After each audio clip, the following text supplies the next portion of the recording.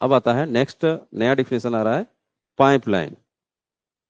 ठीक है ना, अगला डिफिनेशन क्या आ रहा है? पाइपलाइन। ठीक है, अगला डिफिनेशन है पाइपलाइन। ठीक है, क्योंकि माइंस में हम लोग पाइपलाइन का भी यूज करते हैं बहुत जगह पर पाइपलाइन, तो पाइपलाइन बोल देने से नहीं होगा, पाइपलाइन किसको कहेंगे ये जानना जरूरी है। तो पाइपलाइन के बारे में भी बताया गया कि पाइपलाइन किसको कहते हैं। तो बोला गया है पाइपलाइन का अर्थ है माइन में बिछाए गए या यूज में लाए जा रहे पाइपलाइन। इसमें यहाँ पर यहाँ तक हो गया, मतलब ये डिफिनेशन एक तरह से यहाँ पर कंप्लीट हो रहा है। पाइपलाइन का अर्थ है माइन में बिछाए गए या यूज में लाए जा रहे हैं पाइपलाइन। अब फिर अलग से बताया जा रहा है कि उसका पर्पस जो पंपिंग या वाटर सप्लाई या सैंड स्टोइंग या filling of material other than sand stowing या नाइट्रोजन फ्लशिंग या extraction of CMM, extraction of MM के लिए हो, के लिए होता हो या के लिए हो चलेगा। ठीक है, क्या बताया गया? पाइपलाइन का अर्थ है माइन में बिछाए गए या यूज में लाए जा रहे हैं कोई भी पाइपलाइन जो पंपिंग के लिए या वाटर सप्लाई के लिए या सैंड स्टोइंग के लिए या filling of other material of other than sand stowing के लिए या नाइट्रोजन फ्लशिंग के लिए या फिर ना एक्सट्रैक्शन ऑफ सीएमएम यानी कोल माइन मीथेन या एक्सट्रैक्शन ऑफ एएमएम यानी अबंडनेड माइन मीथेन के लिए यूज होता हो, उसको हम लोग पाइपलाइन बोलते हैं। ठीक है, पाइपलाइन जैसे हम लोग घरों में भी हम लोग देखते होंगे ना, हम लोग का पानी का सप्लाई जो घर में आता है तो भी पाइपलाइन के थ्रू ही आता है। तो माइंस में पाइपलाइन किसको बोलेंगे? तो माइंस में इन सारे कामों के लिए जो भी पाइप यूज किया जा रहा है, जिसको बिछा के रखा गया है, उसी को पाइपलाइन कहते हैं। ठीक है, तो यहाँ पर इससे क्या ऑब्जेक्टिव बन सकता है? तो इससे ऑब्जेक्टिव बन सकता है कि रेगुलेशन 2 के अनुसार जो पाइपलाइन का डिफिनेशन है उसके अनुसार से पाइपलाइन का क्या क्या यूज है, यूज आपको याद रखना है, यूज ही से यहाँ पर क्वेश्चन बनेगा। ठीक है, तो आप देख पा रहे हैं, सारे यूज को समझिए। पाइपलाइन का क्या क्या यूज बताया गया? पंपिंग। ठीक है ना, पंपिंग यानी बोल सकते हैं कि हम लोग माइन से जो पानी को डिस्चार्ज करते हैं ना, माइन से जो पानी को डिस्चार्ज करते हैं, बाहर फेंकने का काम करते हैं, चाहे ओपन कास्ट हो चाहे अंडरग्राउंड हो, माइंस के अंदर से जो पानी को बाहर फेंकने का काम करते हैं उसको बोलते हैं पंपिंग। ठीक है, या उसको डिवाटरिंग भी बोल सकते हैं। ठीक है, पंपिंग बोलेंगे या डिवाटरिंग बोलेंगे। दूसरा है वाटर सप्लाई। वाटर सप्लाई मतलब हम लोग माइन ऑफिस में या फिर माइंस के अदर प्लेसेस में हम लोग पानी को सप्लाई देने का काम करते हैं। ठीक है ना, जो चाहे बाहर से पानी आ रहा हो चाहे माइंस का पानी आ रहा हो उसको सप्लाई करते हैं, कहीं ना कहीं देने का काम करते हैं, तो वो हो गया वाटर सप्लाई। उसके लिए भी हम लोग पाइपलाइन का यूज करते हैं। सैंड स्टोइंग।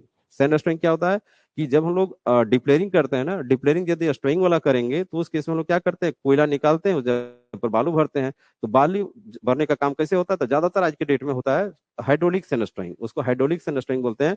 सरफेस में हम लोग बालू का बंकर बनाते हैं और फिर पानी का चेंबर बनाते हैं, और दोनों बालू और पानी को मिक्स करके पाइपलाइन के थ्रू हम लोग वर्किंग तक पहुंचाते हैं। तो यहाँ पर क्या हो गया, पाइपलाइन के थ्रू ही हम लोग सैंड स्टोइंग कर रहे हैं।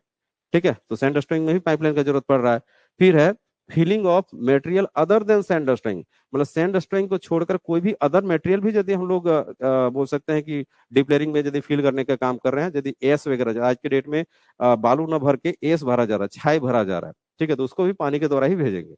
ठीक है, उसके बाद है नाइट्रोजन फ्लशिंग। नाइट्रोजन फ्लशिंग क्या हो गया कि यदि आपके अंडरग्राउंड माइंस में कहीं पर आग लग गया है, कोई सील्ड ऑफ एरिया के अंदर में आग नहीं बुझ रहा है, तो उस केस में हम लोग वहां पर क्या करते हैं, तो वहां पर हम लोग नाइट्रोजन फ्लशिंग करते हैं, पाइपलाइन के थ्रू नाइट्रोजन उसमें डालने का काम करते हैं, जिससे वहां पर आग बुझाया जाता है। तो उसके लिए भी हम लोग पाइपलाइन का यूज कर रहे हैं। ठीक है, उसके बाद है एक्सट्रैक्शन ऑफ सीएमएम यानी coal mine methane. Coal mine methane का डिफिनेशन पढ़ चुके हैं कि कोई भी रनिंग माइन से, चालू माइन से जब हम लोग मीथेन को एक्सट्रैक्ट करके बाहर निकालते हैं तो उस निकाले गए मीथेन को हम लोग सीएमएम बोलते हैं। तो कैसे निकालेंगे मीथेन को हम लोग माइंस के अंदर, अंडरग्राउंड माइंस हम लोग कैसे मीथेन को निकालेंगे? कोई बकेट में तो भर के निकालते नहीं है, तो उसके लिए पाइपलाइन बिछाना पड़ता है, तो भी पाइपलाइन का यूज हो गया। ठीक है, उसके बाद है एक्सट्रैक्शन ऑफ एएमएम यानी अबंडनेड माइन मीथेन को एक्सट्रैक्ट करना, निकालना, यानी कोई बंद माइन से यदि हम लोग मीथेन को निकालते हैं तो उस निकाले गए मीथेन को हम लोग एएमएम कहते हैं।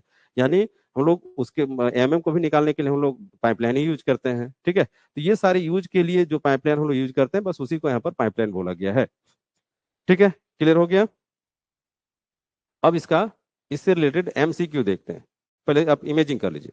इमेजिंग की यहाँ पर देखिए, इस पोस्टर, इस पिक्चर में आपको कुछ पाइपलाइन दिखाए गए हैं, इसको आपको डिनोट कर देते हैं। माइंस के अंदर में आप बहुत सारे अंडरग्राउंड माइंस में भी देखे होंगे पाइपलाइन। वैसे पाइपलाइन के यूज ओपन कास्ट, अंडरग्राउंड सभी जगह पर दिखाया जाता है। ठीक है, उल्टा है क्या? नहीं नहीं, ठीक है। इसको ना रूफ के लोग लेके गया, देखिए पाइपलाइन को। ठीक है, ये कोई गैलरी है, ठीक है ना, ये गैलरी, ये गैलरी हो गया, ठीक है। और पाइपलाइन कहाँ दिख रहा है, ये सब देखिए, ये पाइपलाइन हो गया, ये पाइपलाइन हो गया, ठीक है ना। और क्या, ये सब पाइपलाइन हो गया, देखिए सारे पाइपलाइन हो गए, ये सब पाइपलाइन दिखते हैं। तो सब पाइपलाइन का अलग अलग पर्पस है, कोई पानी के लिए होगा, तो कोई बोल सकते हैं कि जैसे कि कोई वाटर सप्लाई के लिए होगा, तो कोई डिवाटरिंग के लिए होगा, तो कोई बोल सकते हैं कि सैंड स्टोइंग के लिए होगा। इस तरह करके अलग अलग पर्पस रहता है। ठीक है, तो ये पाइपलाइन आपको सिर्फ इमेज करवाएं, पाइपलाइन ऐसा होता है, उसको ज्वाइंट कर करके हम लोग लेके जाते हैं। ठीक है, यहाँ पर कोई बता सकते हैं ये दो पाइप को जो ज्वाइंट करते हैं, इस अरेंजमेंट को क्या कहते हैं?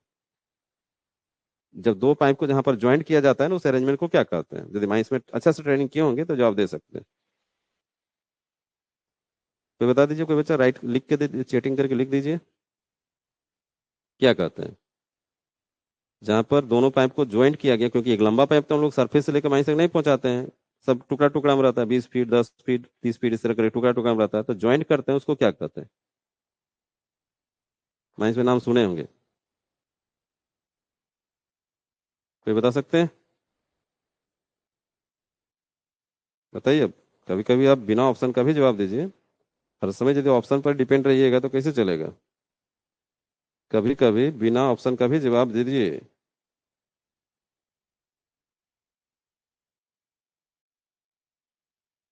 कोई बच्चा नहीं लिख रहे हैं, चलिए ठीक है। ये जो जहां पर दो पाइप को ज्वाइंट करते हैं ना, उसको कहते हैं फ्लैंज। ठीक है, फ्लैंज कहते हैं उसको, फ्लैंज कहा जाता है। फ्लैंज को फिर हम लोग नट बोल्ट से दोनों, मतलब दोनों पाइप में फ्लैंज रहता है और उसमें होल किया हुआ रहता है, फिर होल टू होल मैच करके उसमें नट बोल्ट के थ्रू टाइट कर देते हैं। ठीक है, और उसमें पैकिंग वगैरह डाल देते हैं तो वो आपका ज्वाइंट हो जाता है। ठीक है, तो ये सब हो गया पाइपलाइन, पाइपलाइन जिसको बिछाया गया है।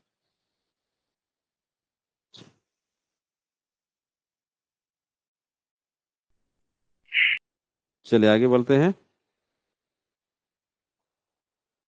पाइपलाइन से रिलेटेड एमसीक्यू, यानी ऑब्जेक्टिव क्वेश्चन कैसा बन सकता है पाइपलाइन के डिफिनेशन से। पाइपलाइन के डिफिनेशन से कैसा ऑब्जेक्टिव बनेगा, तो बोला गया ना कि माइंस में पाइपलाइन का यूज किया है। ठीक है ना, माइंस में पाइपलाइन का यूज किया है।